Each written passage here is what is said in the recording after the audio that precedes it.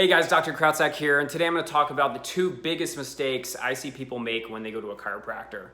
Right, number one is just going to a doctor, calling up a doctor, and honestly not letting them be the doctor because you're either in the wrong place or it's not a good fit. I've had people come into my office and say, "Hey doc, I want you to tape my shoulder. I want you to do this technique or this therapy that I just don't perform or I'm not trained in or I don't want to do because it's something I'm not passionate about," and they get all upset, right? So number one is you want to call the office, right? Create a relationship, right? The staff are happy to answer any questions you have in most offices that I've worked with, right? So call them up, ask them if they do the specific technique, ask them if they work with your specific population.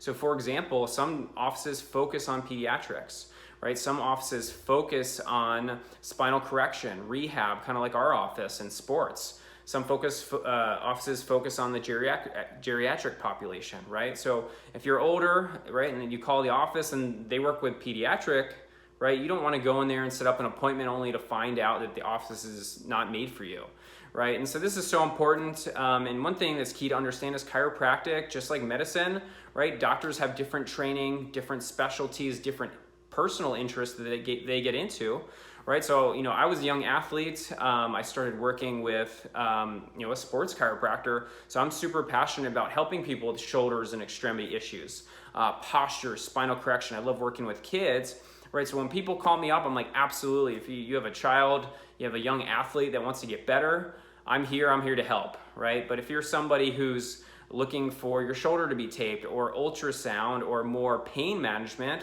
right, I'm not the best office, right? And so it's really key that you create those relationships, make sure the office is offering what you're looking for, but also have an open mind because what you're looking for might not be what you need as well. So explain your problems, explain them well, and explain the outcome that you're looking for, right? Once again, create a relationship and see if they can help you get from point A to point Z. Number two, biggest mistake I see in people looking for a chiropractor. I know so many people who even call our office. They say, "Hey, I have Blue Cross or I have United Healthcare.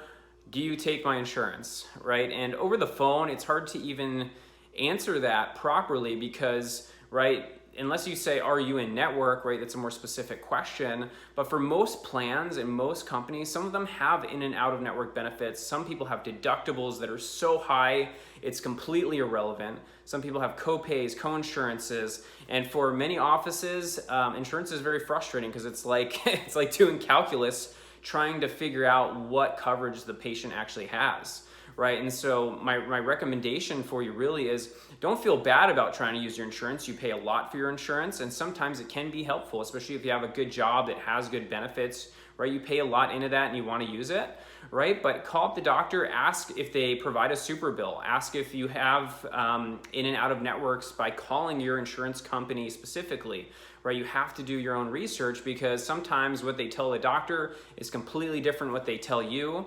But you have to keep in mind what the insurance sells you is different than how insurance actually works in the office, right? So number one, you want to get your problem solved. You want to get better. You want to get healthy.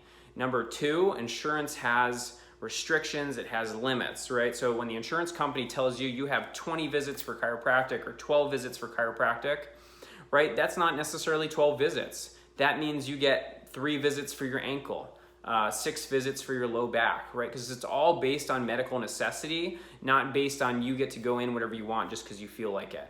All insurances pretty much have very strict medical necessity guidelines that are going to rein you in and focus on fixing your problem because, right, unfortunately, health insurance is focused on medical emergencies, right? So if you hurt your back at work, right, they want to get you back to work. They're not going to help focus on your posture, getting you healthy as far as spinal correction, optimizing wellness.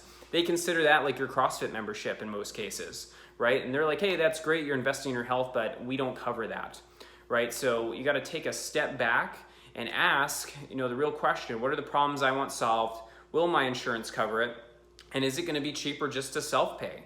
And many states allow a time of service discount. They also allow discount medical plan organizations. So I've seen basically time and time again where people come in, they have insurance, and the insurance exams and the fees are so inflated, it actually makes more sense to join a discount medical plan organization, because the fees you pay are consistent, practical, they're affordable, right? So you know exactly what you're paying, and that way you don't get a $500, $600 bill in the mail because magically your insurance just decided not to cover it one day, right? And so that's so important. Protect your health, right? Talk to your doctor, create a relationship, right? And let the doctor be the doctor. And just like I mentioned earlier, right, it's a partnership. You got to go in there with all the information, give the doctor all the information. Don't withhold that information because, right, it's a private conversation, it's HIPAA protected.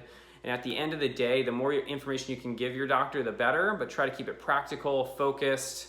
Honestly, that's probably the third mistake I see when people go into an office. They like to share their whole story, how it happened, and sometimes this is essential, but you gotta give the doctor all the details they need to make a proper decision about your health and really find the cause of the problem and get you moving in the right direction. Thank you so much for listening. We'll see you in the next video.